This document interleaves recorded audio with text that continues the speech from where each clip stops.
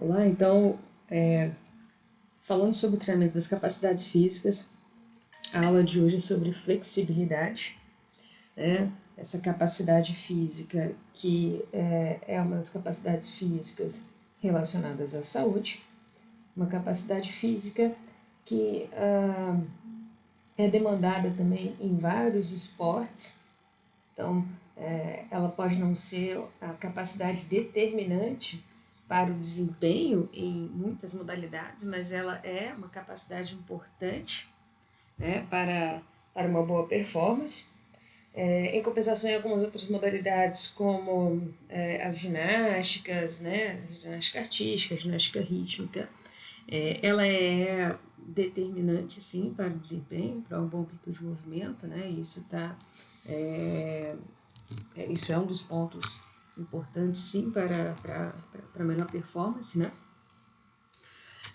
Mas, apesar de ser uma capacidade física importante para a saúde, para um bom desempenho das funções diárias, né? Apesar de ser fundamental para algumas modalidades esportivas também, a gente não tem um conhecimento profundo acerca dessa capacidade física e o seu treinamento ele se torna complexo de ser controlado em função de não termos uma possibilidade de controle preciso da intensidade. Né? Como que a gente controla a intensidade do treinamento de flexibilidade? Eu vou comentar um pouquinho ao longo dessa apresentação, tá? Mas já deixo aqui, desde o início, essa informação da complexidade de controle da intensidade, que também dificulta, inclusive, a realização de alguns trabalhos, de algumas pesquisas, né? Apesar de algumas tentativas de solução terem sido apresentadas ao longo dos últimos anos. Bom, a flexibilidade, né, cada autor coloca ali um conceito diferente, então a gente vai ver aqui alguns conceitos e alguns conceitos associados também à capacidade de flexibilidade. Então, flexibilidade é a extensibilidade dos tecidos para permitir um movimento normal ou fisiológico de uma articulação.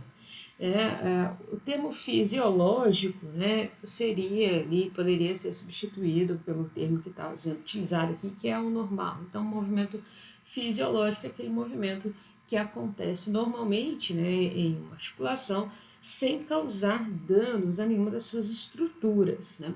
A partir do momento em que eu realizo uma ação, levo ao segmento corporal a máxima amplitude de movimento, por exemplo, essa máxima amplitude de movimento, ela quer dizer que eu estou no limite do que é permitido, né, do que é possível, sem que haja dano, seja permanente ou temporário, a alguma estrutura envolvida nessa ação.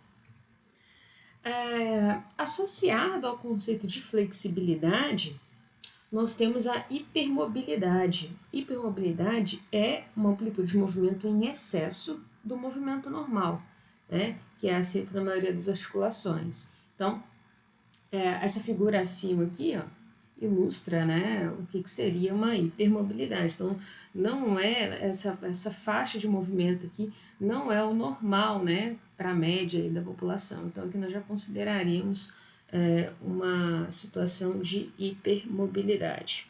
Bom, nós temos também como conceito associado a amplitude de movimento, né? E muitas vezes a própria flexibilidade ela é substituída por amplitude de movimento, né? Que de fato não é errado a gente fazer essa substituição aí, mas amplitude de movimento. Então, quer dizer, a quantidade de movimento que a articulação permite é normalmente medida em unidades lineares ou angulares. Né? O mais comum é angulares. Né? Quantos graus de amplitude de movimento? E por fim, o alongamento. E aqui vale uma diferenciação bastante importante. A flexibilidade é a capacidade física. O alongamento é o meio pelo qual nós treinamos essa capacidade física. Então, o alongamento é um exercício, né, que vai envolver a aplicação de uma força para superar a resistência do tecido conjuntivo sobre a articulação e aumentar a amplitude de movimento. Ou seja, se eu estou aumentando a minha amplitude de movimento, eu estou aumentando a minha capacidade de flexibilidade. Então, nós não falamos em aumento, né? Quando eu faço o treinamento correto, eu aumento o meu alongamento. Não, alongamento é o exercício, só estou falando em aumentar a quantidade de exercício. Né? Nós aumentamos a nossa capacidade de flexibilidade. Né? E os exercícios, né, os meios pelos quais nós fazemos isso é o alongamento, certo? Então, alongamento não é capacidade física. Capacidade física é a flexibilidade. E o alongamento é um meio pelo qual nós treinamos essa capacidade física. Então, esses movimentos, esses conceitos aí são conceitos relacionados, tá? Mas a gente precisa esclarecer separadamente cada um deles. Quando um indivíduo alcança a sua máxima ADM, existem alguns fatores que são os fatores limitantes para que essa ADM tenha ocorrido naquele determinado grau, tá, de extensão da articulação. Então, o que limita a amplitude de movimento? O que limita a máxima amplitude de movimento? Né? Eu vou citar aqui alguns fatores, não são todos os fatores limitantes, tá? Mas eu vou citar aqui os mais importantes, que é o que vocês precisam saber. Né? O primeiro seria a falta de elasticidade de tecidos conjuntivos nos músculos ou articulações. Então, beleza, existe uma falta de extensibilidade, uma baixa, né, elasticidade dos tecidos, né, o que impede com que esses tecidos se estendam, né, mais, permitindo uma maior ADM. Os exercícios de alongamento, eles atuam aumentando essa elasticidade dos tecidos. Tá? E naturalmente, com o envelhecimento, é normal que nós percamos também a elasticidade desses tecidos conjuntivos. Por isso a importância da manutenção dos estímulos de alongamento, né? Para que a gente tenha a menor perda possível com o envelhecimento. Outro fator que limita a ADM é a tensão muscular. Tensão muscular é um fator limitante para a ADM, por quê? Porque nós temos nos nossos músculos um proprioceptor, né, chamado fuso muscular. O fuso muscular é um receptor sensorial que envolve a fibra muscular e ele é sensível ao estiramento do músculo ou à velocidade com que esse músculo se estira. Então ele pode até não se estirar muito, não alongar muito, mas se ele tem uma rápida mudança de comprimento, esse fuso muscular também é sensível a essa alteração. Né? Esse fuso muscular, ele é um receptor sensorial, então existe uma fibra nervosa que vai dele até a medula espinhal, e quando nós temos então esse estímulo de aumento de comprimento do músculo ou rápida variação de comprimento, essa terminação sensorial é ativada, a informação vai até a medula espinhal e lá existe uma sinapse para o neurônio motor aumentar a sua atividade. Então, esse receptor sensorial promove um reflexo, que nós chamamos de reflexo de estiramento. Esse receptor sensorial vai promover, então, a contração do músculo que estirou. Para quê? Para evitar que ele se estire mais, para evitar que ele aumente ainda mais o seu comprimento. Então é como se fosse um mecanismo, é um mecanismo de proteção para que aquele tecido que está sendo estirado não se estire mais. Então, para indivíduos que têm pouco estímulo, né, com poucos exercícios de alongamento, o que vai acontecer? O tecido vai naturalmente perdendo elasticidade,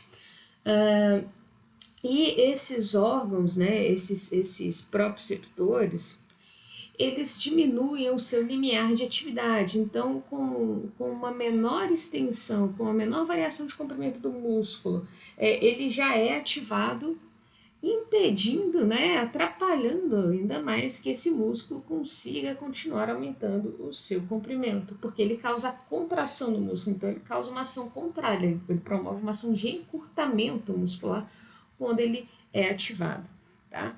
E isso resulta o quê? Em aumento de tensão muscular. Então, Quando há maior tensão muscular, ou seja, eu tenho ali mais fibras sendo ativadas, porque eu tenho mais atividade elétrica no músculo, isso gera uma força contrária à direção do alongamento.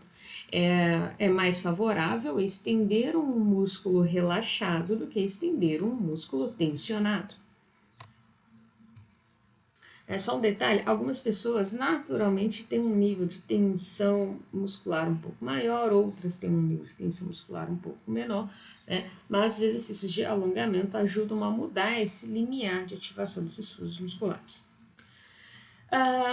Outro fator limitante é falta de coordenação e força para o alongamento, mas isso aí no caso, principalmente do movimento ativo. Nós vamos ver a classificação, né, em seguida, mas só para explicar esse fator limitante da ADM, quando nós pensamos em uma ação durante uma atividade esportiva, então pense, por exemplo, em um goleiro, né, que precisa atingir a máxima ADM ali durante uma ação de defesa. Naquele caso, ele não tem uma pessoa puxando, né, a perna dele para alongar os posteriores da coxa, tá? Nem ele mesmo ali puxando. Então, ele precisa atingir aquela determinada ADM por ação da força dos músculos antagonistas aos músculos que estão sendo alongados. Então, a força desses antagonistas aos músculos que estão sendo alongados, ou a falta de coordenação para a produção da força adequada, isso promove uma limitação, sim, da máxima DM que o indivíduo é capaz de promover, certo? Temos ainda as limitações de estruturas do osso e da articulação. Então, muitas vezes, a ADM máxima, ela não pode ser aumentada porque nós chegamos a um limite ali das estruturas do osso, né? Pela forma com que a articulação um ótimo exemplo disso é a articulação do cotovelo, né? Se vocês lembrarem lá da anatomia, nós temos um encaixe ali muito firme do olecrano, na fossa do olecrano, né? E por mais que eu tenha uma ótima extensibilidade dos músculos flexores do cotovelo, por exemplo, nós não vamos conseguir atingir uma ADM maior do que o que nós já atingimos aí hoje naturalmente, porque já houve um encaixe ali dos ossos que formam a articulação que não vai permitir mais, é ali que está a limitação para a amplitude de movimento, né? Então, algumas articulações, nós chegamos à limitação em função da própria forma estrutural, né, com que ela é concebida. Bom, e por fim, nós temos a dor, né? E a dor é algo subjetivo, né? A gente não tem uma medida precisa, absoluta da dor, né? Não existe uma unidade medida da dor. Eu estou com 12 quilos de dor, né? Isso não existe, a gente não tem uma medida para isso. E nós temos percepções diferentes de dor, o que torna difícil a comparação, né? É muito difícil fazer uma comparação para saber, eu sou mais resistente à dor do que o fulano. É bastante complicado. Então, a própria dor, né, às vezes, não necessariamente com dor, mas como percepção de dor, é um meio de nós definirmos a intensidade desse treinamento, né? Então, quando eu estou fazendo um alongamento, eu vou alongar o músculo até quando? Normalmente até quando eu consigo suportar, né? Ainda há uma dor suportável, não é tão incômoda. Mas, como eu disse, essa percepção é subjetiva e de fato, não adianta a gente achar que todo mundo vai se falar para alongar até o máximo que consegue suportar. Nós vamos chegar ao que seriam intensidades reais fisiológicas, digamos assim, similares, porque tem pessoas que toleram mais a dor do que outras. Isso é um fato, né, que a gente já não discute mais. Tem pessoas que toleram melhor a dor, né, toleram mais a dor do que outras pessoas. Então, quem tolera mais a dor vai trabalhar provavelmente numa amplitude, ali, num limite fisiológico um pouco mais próximo do que seria o máximo permitido do que as pessoas que não toleram a dor. Tá? Então, isso traz uma carga de subjetividade para a medida da intensidade da flexibilidade, né, dos exercícios de alongamento, que torna muito difícil um controle preciso. Tá? Bom, falando dos tipos de flexibilidade, né, se nós observarmos aqui essas duas imagens, aqui já dá para a gente ter uma ideia, por exemplo, do cenário que eu comentei com vocês, de um goleiro, mas vamos pensar aqui num lutador. Aqui nós temos claramente uma demanda da capacidade de flexibilidade, né? E esse sujeito que está aqui, ele não está ajudando o outro indivíduo a alongar, né? Por mais que a mão dele esteja ali perto do pé, não é ele que está fazendo o alongamento, ele é o sujeito que está de vermelho.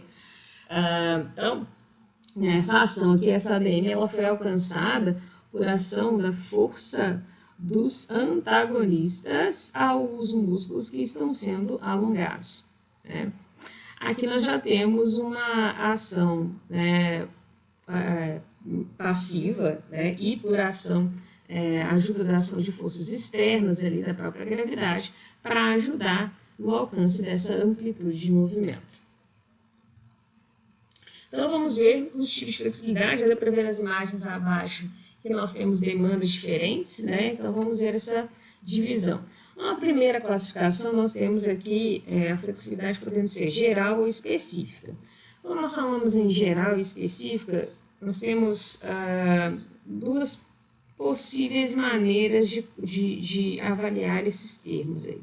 Nós podemos considerar geral e específica com relação à quantidade de massa muscular envolvida. Então, quando envolve mais do que 1/6 da massa muscular total, aquele exercício é considerado de flexibilidade geral. E quando envolve ali uma porção muscular abaixo de 1/6 da massa muscular total corporal, nós consideramos uma flexibilidade específica, né? Então, vou dar um exemplo aqui, um exercício bastante comum de flexionar, né, o tronco, no sentido de tentar tocar os pés com as mãos, mantendo, né, o joelho estendido, né, sem flexionar o joelho, envolve uma máxima porção muscular grande, então seria um exercício classificado como de flexibilidade geral.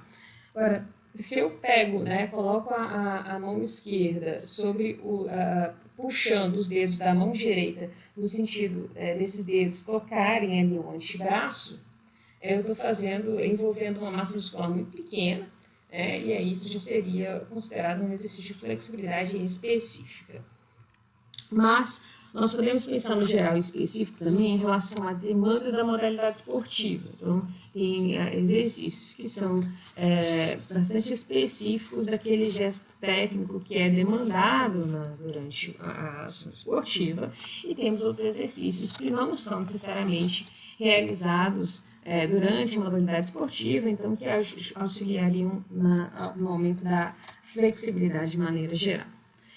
Independente se nós estamos falando da flexibilidade geral ou específica, ela pode ser classificada em estática e dinâmica. Tá? Estática, quando eu levo a articulação à máxima ADM e mantenho a máxima ADM, e a dinâmica, quando ela alcança a máxima ADM e já retorna, né, para outra posição. E tanto a estática quanto a dinâmica nós podemos classificar em ativa e passiva. Né? Ativa, quando o músculo antagonista ao que está sendo alongado é o que promove força para alcançar a máxima ADM, e passiva, quando eu uso uma força externa, né, ou do próprio corpo do indivíduo, mas utilizando outras articulações. Por exemplo, quando eu mesma pego lá, coloco a mão no meu tornozelo e tento flexionar mais o joelho e estender mais o quadril para alongar o quadríceps ali, os anteriores da coxa, né? Então, nós temos essas divisões e eu vou falar com um pouco mais de calma cada um delas. Então, flexibilidade geral, né? Quando envolve grande extensão dos principais sistemas musculares, né? E a específica refere-se a determinadas articulações específicas, né? Ou, como eu disse, pode estar relacionada à especificidade da modalidade. Com relação à flexibilidade ativa e passiva, vou dar um tempinho ali. Essa figura que está aí, pensem aí, reflete um exercício de alongamento ativo ou passivo. Então, envolve a flexibilidade ativa ou passiva. 3, 2, 1, resposta certa, passiva. Né? Passiva porque, né, o indivíduo está alcançando a máxima amplitude de movimento conseguida em uma articulação com o auxílio de forças externas, né, que seja de um parceiro, de um aparelho, ou até mesmo do próprio sujeito, tá? Como eu disse, né, por exemplo, esse indivíduo que está deitado ali, ele poderia estar usando uma corda ali no pé e ele mesmo está fazendo força para puxar a perna e tentar alongar mais, alcançar uma maior amplitude de movimento. Então, isso é a flexibilidade passiva. Agora, o que seria a flexibilidade ativa? É a maior amplitude de movimento conseguida em uma articulação pela contração dos agonistas em relação aos antagonistas. Ou, né, o que eu creio que fica mais fácil de entender, por uma contração dos antagonistas aos músculos que estão sendo alongados. Nesse caso dessa figura, né, se não tivesse esse sujeito aqui e o sujeito que está deitado, né, alongando, estivesse com o segmento aqui da coxa e da perna da maneira como está na figura, então alongando os posteriores da perna, sem nenhum tipo de auxílio externo ou dele mesmo, né, essa manutenção da posição ela teria sido conseguida por uma ação de contração dos antagonistas, dos músculos antagonistas aos que estão sendo alongados. Então, é um tipo de flexibilidade ativa, tá? E nós ainda temos aquela classificação da flexibilidade estática ou dinâmica. Estática é a manutenção do alongamento por um determinado tempo. É um tipo de alongamento bastante comum de nós observarmos, né? Então, eu chego a DM no máximo e conto ali, né? 8 segundos, 10 segundos, 15 segundos, 20 segundos, né? E mantendo ali na máxima DM. Ou a flexibilidade dinâmica, que é o uso da amplitude de movimento da realização de atividade de uma velocidade normal ou rápida. Na figura aqui, né? Como é uma foto, vocês podem brincar, não é uma flexibilidade estática, né? Mas na situação real, isso aqui é uma demanda de flexibilidade dinâmica, porque o indivíduo vai alcançar a ADM, né, por alguns segundos, então aí em alta velocidade, né, e depois imediatamente já retornar a uma outra amplitude de movimento. Então, isso aqui envolveria, portanto, uma ação de flexibilidade dinâmica. Normalmente nos esportes nós temos uma demanda de flexibilidade ativa ou passiva durante um jogo.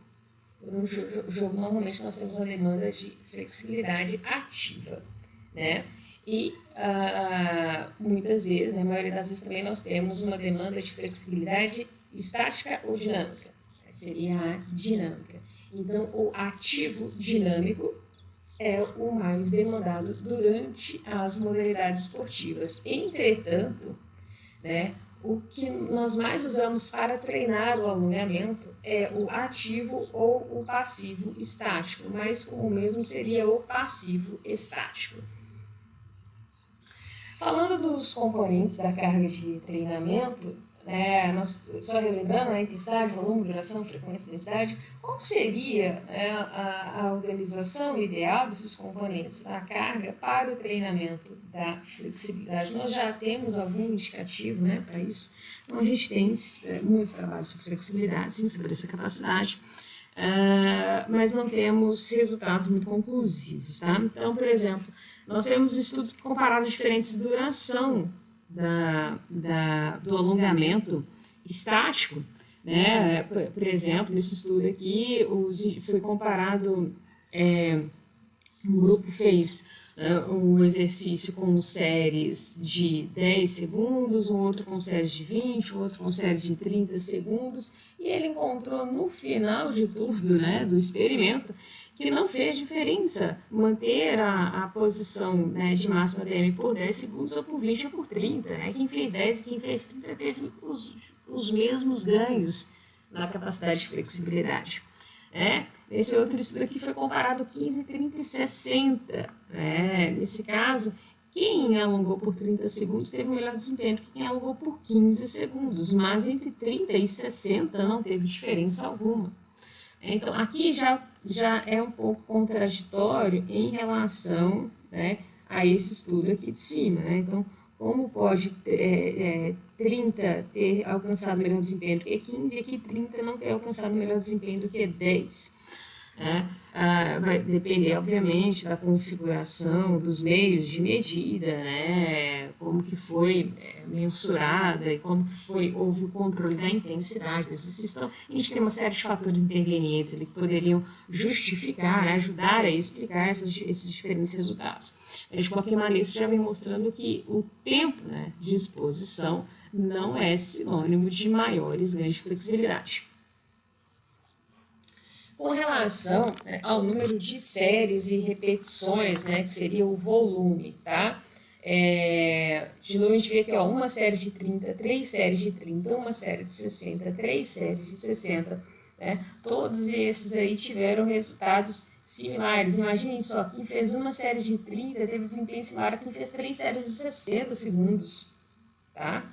E nesse outro estudo aqui do Cipriani, 6 séries de 10 segundos ou 2 séries de 30 segundos. Nesse caso aqui, o volume total foi similar, 60 segundos. A questão é, eu fracionei em mais séries, 6 de 10, ou eu fracionei em apenas 2 séries, 2 de 30, né? De qualquer maneira, os ganhos também foram similares. E quando nós comparamos a intensidade, é difícil pensar no estudo comparado à intensidade. Então, um exemplo, né, uma possibilidade. Nesse estudo Sullivan, que com jogadores de futebol, ele testou, um grupo treinou o quadríceps, né, os flexores do quadril, com a inclinação anterior da pelve, o outro grupo não fez a inclinação anterior da pelve. O grupo que fez com a inclinação anterior da pelve teve um ganho maior na flexibilidade do que o grupo que não fazia essa inclinação anterior da pelve, né? Então, já é um possível indicador de que a intensidade é um componente importante para as ganhos de flexibilidade, para esse resultado de um único trabalho, que vocês veem que são trabalhos antigos, né, que eu estou citando aqui. Com relação ao tipo de... Então, a gente já viu que pelos componentes da carga a gente tem um resultado ainda confuso, né, não tem uma convergência de resultados. Com relação às técnicas de alongamento, né? Porque a gente pode falar no estático, no dinâmico, né? Então, quais são os resultados, né? O que a gente tem de indicador sobre isso? Com relação às técnicas estáticas, né? Então, a gente tem as articulações colocadas no limite máximo da DM mantidas nessa posição, né? Aí seria a gente poderia fazer, nesse caso, tanto passivo quanto ativo, estático, tá bom? O negócio, sendo estático, é manter a ADM por alguns segundos. Temos as técnicas balísticas, que seria o dinâmico, né? E normalmente ativo, né? Dificilmente a gente faz um passivo dinâmico, normalmente é um ativo dinâmico, que é realizado através de movimento dinâmico e rápido até o extremo da ADM, né? Mas é rápido, a gente realiza ali uma série de repetições até alcançando a máxima ADM e voltando.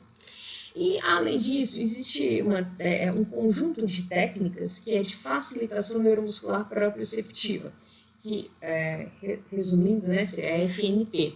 Nas técnicas de FNP, a ideia é promover os mecanismos neuromusculares através da estimulação dos proprioceptores, por isso, facilitação neuromuscular proprioceptiva. Quais são esses proprioceptores? O fuso, né, o fuso muscular, que eu já expliquei ali brevemente para vocês como funciona. E nós temos ainda o OTG, o órgão tendinoso de Golgi. O OTG é também um proprioceptor, mas ao contrário do fuso, que percebe a alteração no comprimento do músculo, o OTG ele percebe a tensão muscular. É um receptor sensorial que está localizado na junção músculo-tendina, então às vezes ele está mais no tendão do que no próprio músculo. Lembrando que o tendão é um conjunto de fibras de colágenos que não ficam estiradas o tempo inteiro, então elas são um pouco entremeadas. E esse OTG não tem uma forma muito específica, diferentemente do fuso. Então é uma terminação nervosa que fica entremeada às fibras de colágeno. Quando o músculo aumenta a sua tensão, as fibras, né, de colágeno, elas se estendem e comprimem essas terminações nervosas do OTG. E quanto mais tensão o músculo gera, ou seja, quanto mais força ele está produzindo, mais ele tensiona essas terminações nervosas do OTG até que ative o seu limiar de ativação para que haja um estímulo sensorial que vai conduzir a informação então, das terminações nervosas do OTG até a medula espinhal e vai promover uma ação reflexa de relaxamento do músculo. Ele também é um órgão de proteção da integridade ali do músculo e do tendão, e ele percebe, olha, o nível de tensão muscular está muito alto, então eu vou promover uma ação de relaxamento desse músculo para que a tensão não ultrapasse o limite que seria fisiológico ali, que os componentes daquele segmento corporal conseguem suportar sem que haja nenhum tipo de dano estrutural. Então, as técnicas de FNP procuram reduzir a atividade do fuso e aumentar a atividade do OTG. Nós temos várias técnicas, então aqui tem alguns exemplos. A técnica de contração, relaxamento, agonista, antagonista. Se vocês jogarem no YouTube, vocês vão achar possivelmente alguns vídeos mostrando aí essa técnica. O que nós faríamos? Então, a gente alonga o indivíduo próximo à ADM máxima e depois pede para ele contrair o músculo que foi alongado, por 3 a 5 segundos, porque contraindo esse músculo, ele vai aumentar a tensão desse músculo. E o que nós procuramos ativar, que nós procuramos promover de resposta durante essa contração isométrica? Eu quero... Deixa eu apagar isso aqui, foi ruim. Eu quero, durante essa ação isométrica, aumentar a atividade do OTG. Então, olha, tá difícil, né? Quando eu promovo essa ação isométrica aqui do músculo que está sendo alongado, eu estou aumentando a tensão muscular nesse músculo, e se eu aumento a tensão muscular nesse músculo, eu tenho maior chance de ativar mais o OTG, e o OTG promove reflexamente um relaxamento. Tá? E aí, promovendo o relaxamento, fica mais fácil de conduzir o músculo para um aumento ainda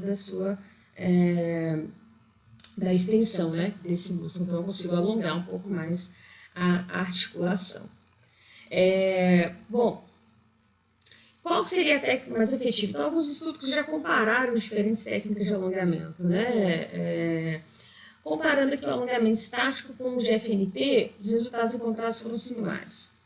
Comparando o estático com 2 técnicas diferentes de FNP, foi encontrado que essa técnica do CRAC foi maior do que a CR, que é outra técnica de FNP, e CRAC foi igual ao treinamento estático. Então, entre FNP e estático, nenhuma diferença.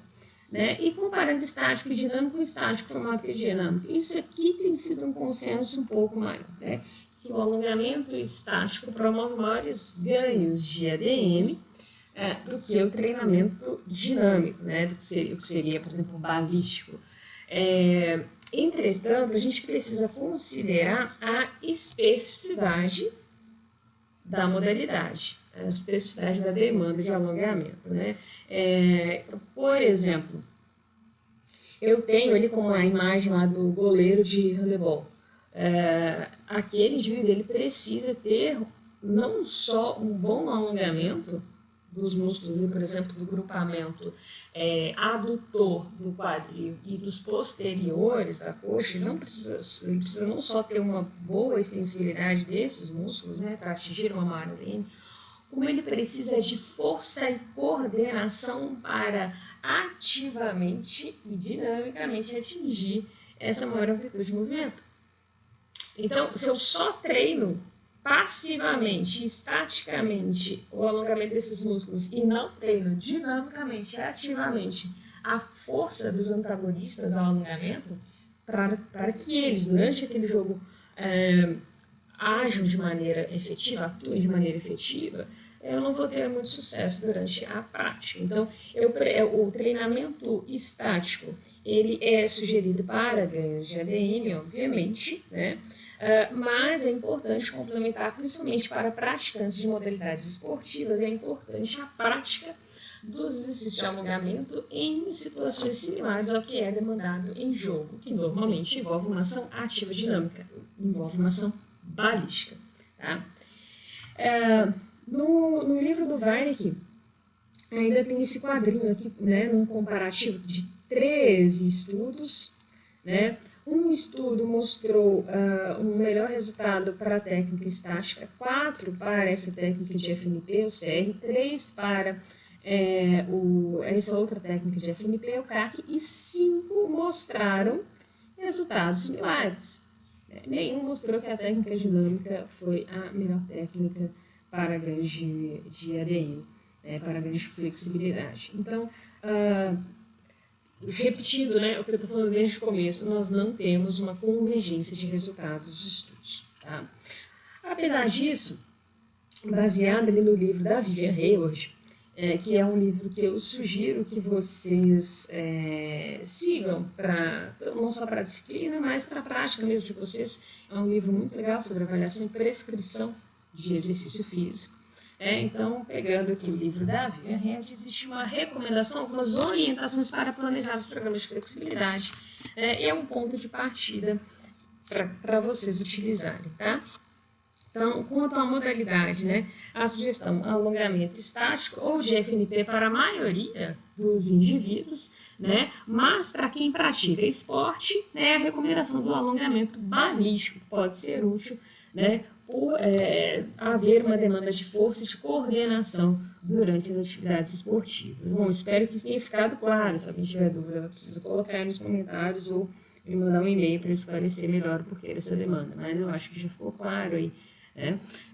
Então, se eu pego ali um cliente, por exemplo, estou dando aula para adultos ali que não fazem nenhuma modalidade esportiva, eu posso fazer as técnicas estáticas ou de FNP, beleza. Agora, se eu pego um indivíduo mais jovem, mesmo adulto, mas que faça modalidade esportiva, né, pratica um esporte, as técnicas dinâmicas, elas precisam, né, o alongamento balístico, ele precisa ser incluído também, tá? Além do estático. Sugestão aí de 10 a 12 exercícios, né, para envolver uma possibilidade de grupamentos musculares, frequência no mínimo 2 ou 3 dias por semana, mas de preferência fazer diariamente. A intensidade, né, seria alongar lentamente. Por que lentamente? Para que eu promova a menor ativação dos fusos musculares. Lembre que os fusos musculares, eles são sensíveis ao comprimento do músculo, mas também à velocidade de variação do comprimento. Então, se eu rapidamente alongo o músculo, a tendência é que eu ative antecipadamente os fusos musculares. Então, o melhor é lentamente, né, alongar o músculo até uma posição de desconforto leve. Olha aí a intensidade, que complicado, né? Que desconforto leve para mim é o quê? E desconforto leve para você que está acompanhando a aula é o quê? Né? É a mesma coisa para nós dois? Provavelmente não. Tá? A duração do alongamento, né, de 10 a 30 segundos para alongamento estático e 5 a 10 segundos de contração seguidos, quando nós falamos na técnica de FNP, né? Então, 10, 30 segundos aqui de alongamento assistido usando as técnicas de FNP. Bom, com relação ao número de repetições, né? 4 repetições por exercício, de forma que a duração total de cada exercício de alongamento seja ali entre 45 segundos e 120 segundos. Então, por exemplo, 4 séries de 10 não alcançaria 40 segundos, né? Então, a gente deveria procurar uma duração total aí em torno de no mínimo 45 segundos. E isso resultaria em sessões de até 30 minutos, né, de treino de flexibilidade. Bom, então são recomendações, são orientações gerais. Vocês podem ver que não é muito complexo, o tipo de treinamento não é muito complicado. O principal fator que vocês precisam ficar atentos ao prescrever o treino de flexibilidade. Algumas pessoas são mais competitivas do que as outras, né? E tem gente que pode procurar alcançar uma ADM maior do que a fisiológica, maior do que aquela estrutura suportaria, né? É muito difícil nós observarmos algum tipo de lesão durante um treino de flexibilidade.